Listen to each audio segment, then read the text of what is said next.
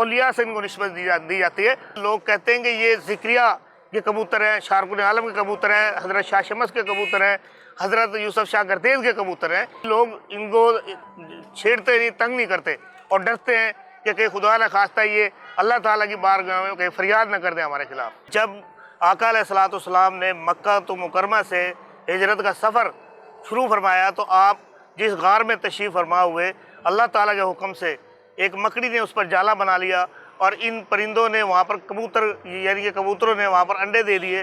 और दुश्मनान आका अलैहिस्सलाम जब वहाँ आए आपको तलाश करते हुए तो उनको ये एहसास हुआ कि यहाँ पर परिंदे रहते हैं और यहाँ पर अंडे दिए हुए हैं, यहाँ पर आप सल्लल्लाहु अलैहि वसल्लम तशरीफ़ फरमा नहीं होंगे।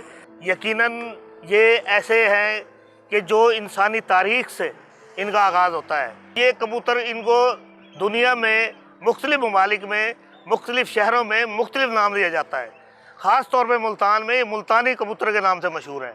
इनको लट्ठा भी कहा जाता है, इन्हें असील कबूतर भी कहा जाता है और इन्हें जंगली कबूतर भी कहा जाता है। लेकिन इनकी खासियत यह है कि जंगल में रहने के बजाय शहरों में आबाद होते हैं, जहाँ पर इंसानी आबादी हो। मुल्तान बड़ा गुंजान शहर है, यहाँ पर ये लाखों की तादाद में मौजूद हैं। रूहानियत से इनका बड़ा ताल्लुक़ है।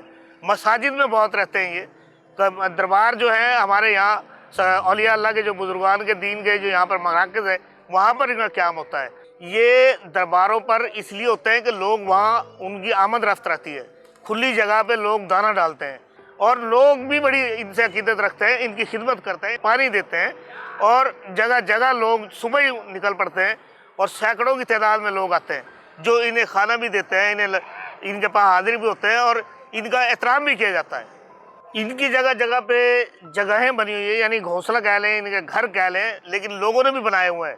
यहाँ पे किंगरे बने होते थे, लोग डब्बे भी लगा देते हैं। यहाँ पर मुख्तलिफ जो हवेलियाँ हैं या मकानात हैं पुराने, वहाँ पे जगह बनी हुई है इनकी।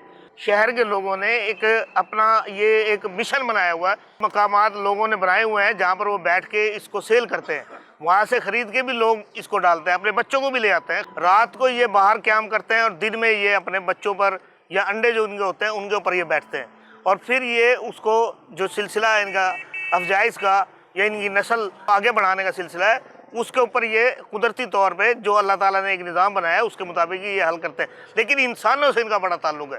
हालांकि ये बड़े ताकतवर होते हैं, बड़े होशियार होते हैं, बड़े तेज़ तरार होते हैं। एक इनका ये भी है कि किसी पर खुदा ना खासा फालिज हो जाए या किसी को लकवा हो जाए तो लोग यहाँ से ले जाते हैं और इनको ज़िबा करके उसका खून भी इस्तेमाल करते हैं, मालिश करते हैं और इसका गोश्त भी खाया जाता है। यानी कि ये गर्म तबीयत भी बहुत रखते हैं।